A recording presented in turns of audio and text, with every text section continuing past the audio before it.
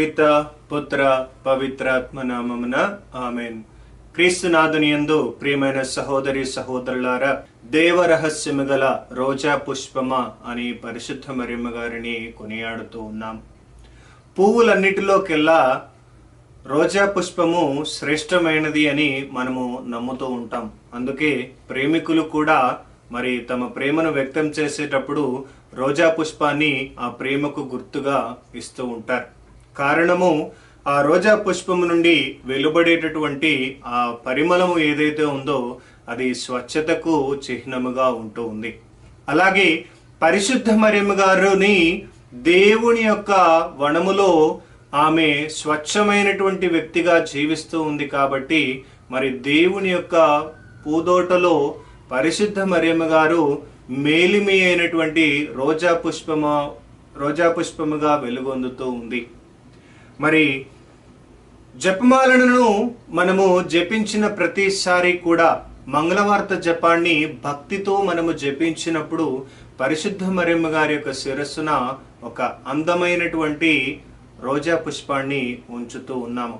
అదే విధముగా మరి ఈ జపమాలను జపించటం అనేది మనము దేవుణ్ణి కీర్తించి ఆరాధిస్తూ ఉన్నాము.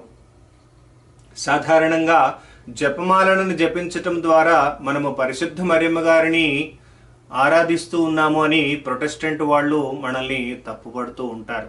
కానీ ఆ జపమాలను మనము జపించటం ద్వారా త్రిత్వైక సర్వేశ్వరునికి మహిమను చేకూరుస్తూ మరి పరిశుద్ధ మరియమ్మ గారి యొక్క ప్రార్థనా సహాయాన్ని మనము కోరుకుంటూ ఉన్నాం. సాధారణంగా జపమాల అనగానే మనకి 5 గుర్తులు గుర్తుకొస్తాయి. కానీ పూర్తి జపమాల అనేది 20 గుర్తులతోటి నిండి ఉంటూ ఉంది. మరి ఆ 20 గుర్తులు మనము జపించినప్పుడు 200 మంగళవార్తలను మనము భక్తియుతంగా జపించటం ద్వారా మరియమాత శిరస్సున ఒక అందమైన గులాబీ కిరీటాన్ని మనము ఉంచుతూ ఉన్నాము. ఎర్ర గులాబీల కిరీటాన్ని మరియమాత శిరస్సులో ఉంచుతూ ఉన్నాము. మరి 20 పరలోక జపాలను జపించటం ద్వారా తెల్ల గులాబీలతోటి యేసుక్రీస్తు ప్రభు శిరస్సులో ఒక మంచి కిరీటాన్ని ఉంచుతూ ఉన్నాము. మరి ఈ జపమాలను జపించేటటువంటి ఆచారము 1214వ సంవత్సరం నుండి తిరుసభలో ప్రారంభమైంది. పునీత డొమినిక్ గారి ద్వారా పరిశుద్ధ మరియమ్మ గారు ఈ సాధనాన్ని మనకి అందించి ఉన్నారు. ఈ జపమాలను జపించటం ద్వారా మనము శోధనలను, కీడులను అన్నిటినీ కూడా జయించగలుగుతాము. సైతానును, దాని దుష్టక్రియలను అన్నిటినీ కూడా పారద్రోలగలుగుతాము అని మనకి మరి డొమినిక్ గారు తెలియజేస్తూ ఉన్నారు. మరి పరిశుద్ధ మరియమ్మ గారు కూడా అనేక సందర్భాలలో ఆ విషయాన్ని మనకి ధృవీకరిస్తూ వచ్చారు. మరి దేవరహస్యము గల రోజా పుష్పమా అని ఎందుకు మరియమ్మ గారు పిలువబడుతుంది అనేది, మరి ఆ రోజా మిస్టికా స్వరూపాన్ని మనము చూసినట్లయితే పరిశుద్ధ మరియమ్మ గారి ఛాతీ భాగములో ఒక తెల్ల రోజా పుష్పము, ఎర్ర రోజా పుష్పము, పసుపు రంగు రోజా పుష్పము ఉంటూ ఉన్నాయి.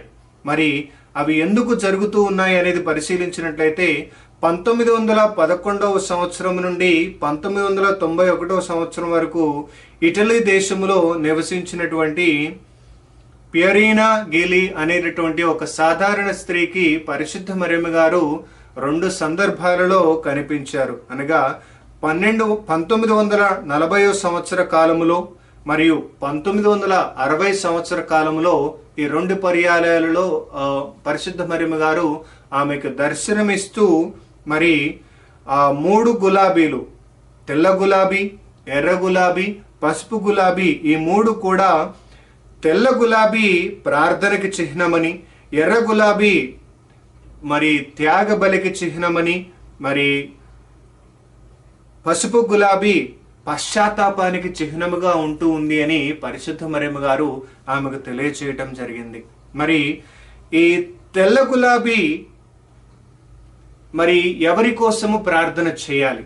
ఆ తెల్ల గులాబీ అనేది మనకి గురువులు, మఠవాసులు, మరి ఆడవారే కానీ మగవారే కానీ మఠవాసులందరూ తమ పాపపు జీవితము నుండి వైదొలగి దేవుడు తమకిచ్చినటువంటి పిలుపును యోగ్యం చేసుకునే విధంగా ప్రార్థన చేయమని పరిశుద్ధ మరియమ్మ గారు కోరుతూ ఉన్నారు. ఇక ఎర్ర గులాబీ మరి అదే మఠవాస జీవితాన్ని జీవిస్తూ ఉన్నటువంటి గురువులు, మఠకన్యలు మరి చావైన పాపమును తొలగించుకొని వారు పవిత్రమైనటువంటి జీవితాన్ని జీవించుటకు గాను మరి త్యాగ బలిని అర్పించాలి అని పరిశుద్ధ మరియమ్మ గారు గుర్తు చేస్తూ ఉంది. ఇక మూడవదిగా మరి పసుపు గులాబీ. ఈ పసుపు గులాబీ మరి అనేక మంది గురువులు తమ గురుత్వానికి ద్రోహము చేస్తూ ఉన్నారు. ఈ ప్రాపంచిక వ్యామోహముల వల్లనే కానీ ఇతర వ్యామోహముల వల్లనే కానీ వారు తమ గురుత్వానికి అన్యాయం చేస్తూ ఉన్నారు. కాబట్టి అలాంటి గురువుల కోసమై పాప పశ్చాత్తాపాన్ని ప్రకటించమని పరిశుద్ధ మరియమ్మ గారు కోరుతూ ఉన్నారు.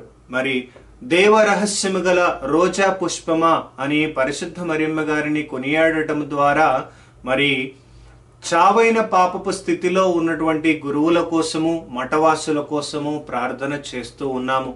అలాగే తమ సేవా జీవితంలో, దైవాంకిత జీవితంలో ఎదురయ్యేటటువంటి శోధనల నుండి, వేదనల నుండి, బలహీనతల నుండి బయటపడటం కోసమై వారి కోసం ప్రార్థన చేయమని పరిశుద్ధ మరియమ్మ గారు మనకి గుర్తు చేస్తూ ఉన్నారు.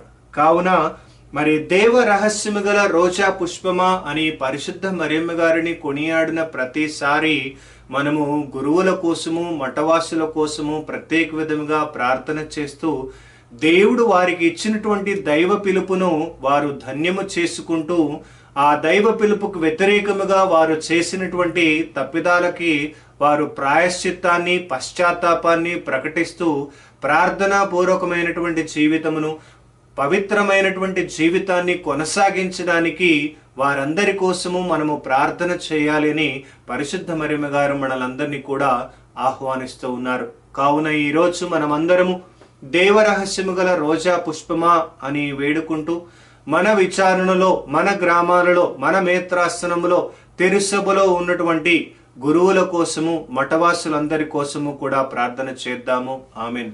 పిత, పుత్ర, పవిత్రాత్మ నామమున ఆమెన్.